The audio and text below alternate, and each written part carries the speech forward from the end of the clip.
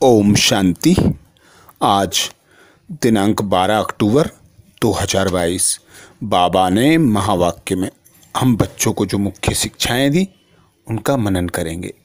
बाबा बोले, मीठे बच्चे, तुम्हें रूहानी कमाई में बहुत बहुत ध्यान देना है। सिर पर विकर्मों का बोझा है, इसलिए समय वेस्ट नहीं करना है। मीठे बच्चे, तुम्हें रूहानी कमाई में बहुत बहुत ध्यान देना है। सिर पर विकर्मों का बोझा बहुत है, इसलिए समय वेस्ट नहीं करना है।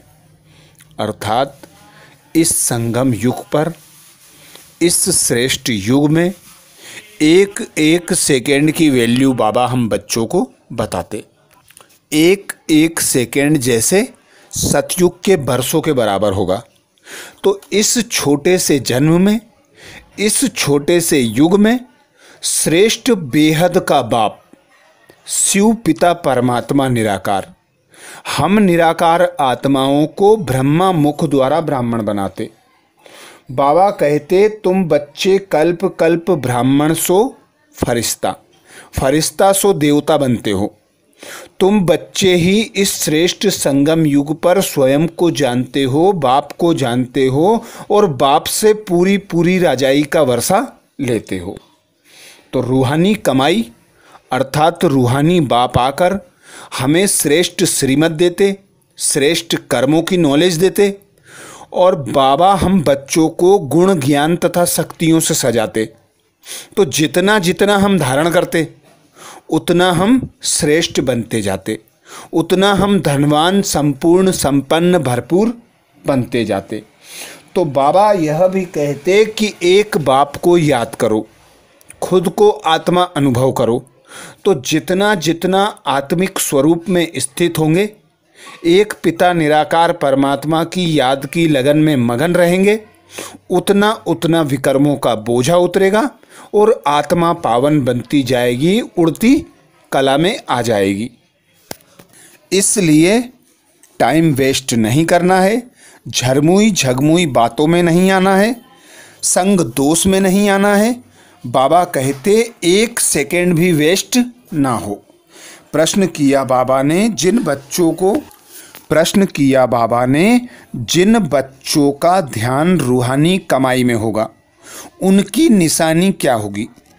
जिन बच्चों का ध्यान रूहानी कमाई में होगा उनकी निशानी क्या होगी। उत्तर में बाबा समझाते, वह कभी भी झरमुई झगमुई में अपना समय बर्बाद नहीं करेंगे। शरीर निर्वाह करते हुए रूहानी कमाई में समय लगाएंगे। सुबह उठकर बहुत बहुत प्यार से बाप को याद करेंगे। याद से आत्मा उड़ती रहेगी। दूसरी पॉइंट बाबा समझाते, वह बाप समान रहमदिल बन अपने ऊपर और सर्व के ऊपर रहम करेंगे। सबको बाप का परिचय देंगे। अर्थात बाबा जो बच्चे रूहानी कमाई करने में नंबर 1 हैं, उन बच्चों की निशानी बताते, वे सदैव व्यर्थ से मुक्त रहते हैं, झरमुई झगमुई बातों में अपना समय बर्बाद नहीं करते। भल बाबा भी कहते हैं, भल धंधा धूरी करो 8 घंटे, गृहस्थ में रहो, प्रवृत्ति में रहो, पर एक बाप की याद की लगन में मगन रहो, सेवा में मगन रहो। बाबा कहते, मैं आकर सहज राजयोग सिखाता हूँ। चलते फिरते उठते बैठते खाते पीते एक बाप को याद करो और जो भी मिले उसे बाबा का परिचय दो। तो याद और सेवा का बैलेंस जितना जितना बच्चे रखते उतनी उतनी रूहानी कमाई बढ़ती जाती। जिसके लिए बाबा श्रीमत देते, सुबह सुबह अमृत बेला शुद्ध समय पवित्र समय, उठकर एक बाप को याद करो, मुरलियों के पॉइंट रिवाइज करो, सर्व आत्माओं को बाप से प्राप्त शक्तियों का दान करो।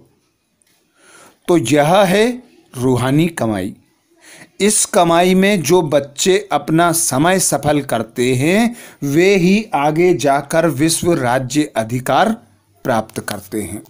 जिसके लिए बाबा कहते बाप समान रहमदिल बनो। सर्व आत्माओं को समान दृष्टि वृत्ति से देखो। स्व परिवर्तन के आधार पर विश्व का परिवर्तन करो। तो बाबा कहते बच्चों को अपने भाई बहनों पर बहुत रहम आना चाहिए। बाबा रहमदिल है, ऐसे ही हम बच्चों को भी रहमदिल बनना है। बाबा कहते मेरा आना भारत में ही होता है और जगह आना मेरा नहीं होता। शिव जयंती भी भारत में मनाई जाती है। तुम जानते हो, समझो क्राइस्ट की जयंती मनाते हैं तो उनके कर्तव्य को जानते हैं, परंतु शिव का कर्तव्य कोई नहीं जानते। वही पतित पावन है। भारत बड़े ते बड़ा तीर्थ है। गीता में श्री कृष्ण का नाम डालने से भारत की महिमा गुम हो गई है। श्री कृष्ण ने तो योग सिखाया नहीं है, परम पिता परमात्मा ही आकर योग सिखला रहे हैं। यह कितनी अटपटी बातें हैं जो बुद्धि से खिसक जाती हैं। कई तो जानते भी छोड़ देते हैं। तब बाप कहते हैं समझदार देखना हो तो यहाँ देखो और बुद्धू देखना हो तो भी यहाँ देखो। समझदार वर्षा लेते हैं, बेसमझ भाग जाते हैं। स्वर्ग का वर्षा गवा देते हैं। महान मूर्ख और महान सुजान देखना हो तो यहाँ देखो। स्वर्ग में वह भी जाएंगे परंतु प्रजा में जाएंगे। तुम जानते हो सूर्यवंशी चंद्रवंशी प्रजा कैसे बनती है? बाप की गोद यहाँ मिलती है। गीत सुनाया बाबा ने, तुम ही हो माता पिता, तुम ही हो बंधु सखा, तुम ही हो। बाबा कहते बच्चों ने गीत की महिमा सुनी। गीत में एक ही है जिसकी महिमा करते हैं माता पिता बंधु सखा, सब कुछ एक को ही कहते हैं। तो वह एक निराकार परमात्मा है जिसका कोई बाप नहीं है, जिसका कोई टीचर नहीं है, जिसका कोई गुरु नहीं है। वही गुरुओं का गुरु सद्गुरु है। टीचरों का टीचर और बापों का बाप पिता परमात्मा है। वही आकर हम बच्चों को वर्षा देते हैं, सुख घनेरे दुनिया में ले जाते हैं। बाबा कहते यह मुख्य बात है समझने की। विराट रूप में ब्राह्मण चोटी ईश्वरीय संप्रदाय है। ब्रह्मा मुख द्वारा रचा हुआ तुम्हारा ब्राह्मण कुल मशहूर है, सर्वोत्तम है। तो सबको समझाने के लिए बाबा कहते यह चित्र दिखाओ। वैरायटी धर्मों का झाड़ वह भी अच्छा है। बच्चों को स्वदर्शन चक्रधारी बनना है तो चक्र का भी ज्ञान देना है कि चक्र कैसे फिरता है, ब्रह्मा सरस्वती का हीरो पार्ट कैसे चलता है। तो गोले का भी चित्र बड़ा होना चाहिए। बाबा कहते बहुत में बहुत 1-1.5 घंटे से ज़्यादा प्रोजेक्ट नहीं दिखाना चाहिए, क्योंकि मनुष्य इन बातों में थक जाते हैं। स्टोरी तो कोई है नहीं, यह तो ज्ञान की बात है। पहले जब लिखें तब अंदर में आ सकें। तो दिखाने के लिए टिकट रखना चाहिए, पैसे वाली नहीं, परंतु एंट्री पास हो। बड़े बड़े आदमियों को निमंत्रण दे बुलाना चाहिए, क्योंकि बड़ों बड़ों से ओपिनियन लिखवाना है। आगे बाबा कहते वे लोग हठ योग करते हैं। यह है फिर राजयोग, ईश्वर द्वारा सिखाया हुआ योग। तो यह बहुत अच्छी तरह से समझना चाहिए। जिनका बुद्धि योग सारा दिन झरमुई झगमुई में होगा वह क्या समझा सकेंगे। जिनकी बुद्धि में होगा कि सर्विस करनी है वह करेंगे। 8 घंटा धंधा किया फिर यह कमाई करनी है, वह है जिस्मानी कमाई, यह है रूहानी कमाई। तो इस कमाई में बहुत ध्यान देना चाहिए। योग में बहुत प्रैक्टिस करनी चाहिए। सुबह सुबह उठ एक बाप को बड़े प्यार से याद करना है। जिनको बाप 1-2 नंबर में रखते हैं, बाबा कहते वह भी याद नहीं करते। भाषण तो बहुत अच्छा कर लेते हैं परंतु याद में नहीं रहते। आत्मा तो याद से ही उड़ेगी, ज्ञान से थोड़ी ही उड़ेगी। ध्यान में भी याद से ही जाते हैं। ज्ञान की तो इसमें कोई बात ही नहीं। तो बाबा कहते मुख्य बात है याद की। विकर्मों का बोझा है, आत्मा में खाद पड़ी हुई है, आत्मा के पंख कटे हुए हैं, जो याद से ही आत्मा उड़ सकेगी, विकर्म विनाश हो सकेंगे, हल्की हो सकेगी, खाद भस्म हो सकेगी। जिस प्रकार बाप बच्चों पर बलिहार जाते हैं, लौकिक में बच्चे पर बाप बलिहार, बाबा कहते लौकिक में बच्चे बाप पर बलिहार नहीं जाते, बाप जाते हैं। तो यह समझने की बात है, बरोबर परमात्मा बाप टीचर सदगुरु है, उनसे वर्षा मिलता है, तो बच्चों को उन पर पूरा पूरा बलिहार जाना चाहिए। जो जितना बलि चढ़ते उतना उतना राजाई में ऊंच पद प्राप्त करते। वरदान दिया बाबा ने। वरदान में बाबा कहते एक रस स्थिति के आसन पर मन बुद्धि को बिठाने वाले सच्चे तपस्वी भव।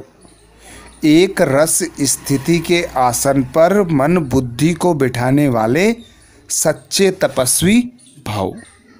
आज बाबा हम बच्चों को सच्चे तपस्वी बना रहे हैं।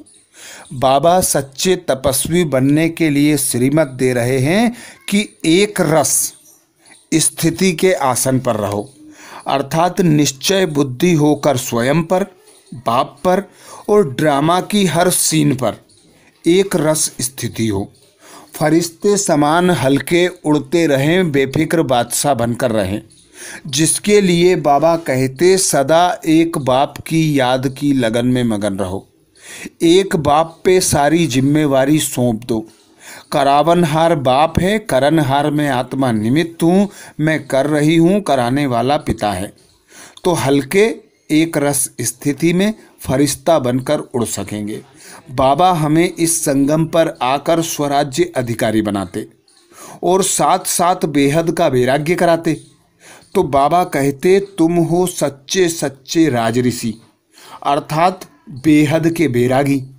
तो तुम बच्चों को की तपस्या है पुरानी देह से, पुरानी दुनिया से, पुराने संबंध संपर्क से उपराम रहकर श्रेष्ठ स्थिति में स्थित रहना। जैसे पिता निराकार परमात्मा है, ऐसे निराकार आत्मा खुद को अनुभव करना। राजा आत्मा बन मन बुद्धि संस्कार व सर्व कर्मेंद्रियों से कर्म कराना, यही बाबा कहते श्रेष्ठ स्थिति है। तो बाबा कहते तपस्वी सदा आसनधारी होते हैं। वे कोई ना कोई आसन पर बैठकर तपस्या करते हैं। आप तपस्वी बच्चों का आसन है एक रस स्थिति, फरिश्ता स्थिति। इन्हीं श्रेष्ठ स्थितियों के आसन पर स्थित होकर तपस्या करो। जैसे स्थूल आसन पर शरीर बैठता है, ऐसे श्रेष्ठ स्थिति के आसन पर मन बुद्धि को बिठा दो और जितना समय चाहो जब चाहो आसन पर बैठ जाओ। इस समय श्रेष्ठ स्थिति के आसन पर बैठने वालों को भविष्य में राज्य का सिंहासन प्राप्त होता है। स्लोगन में बाबा कहते दूसरे के विचारों को अपने विचारों में मिलाकर सर्व को सम्मान देना ही माननीय बनने का साधन है। दूसरों के विचारों को अपने विचारों में मिलाकर सर्व को सम्मान देना ही माननीय बनने का आधार है। अर्थात जब हम किसी को सहयोग देते हैं, किसी को रिगार्ड देते हैं अर्थात सम्मान देते हैं, किसी की मदद करते हैं, तो बदले में उनसे भी हमें सहयोग प्राप्त होता है, रिगार्ड प्राप्त होता है, मदद प्राप्त होती है।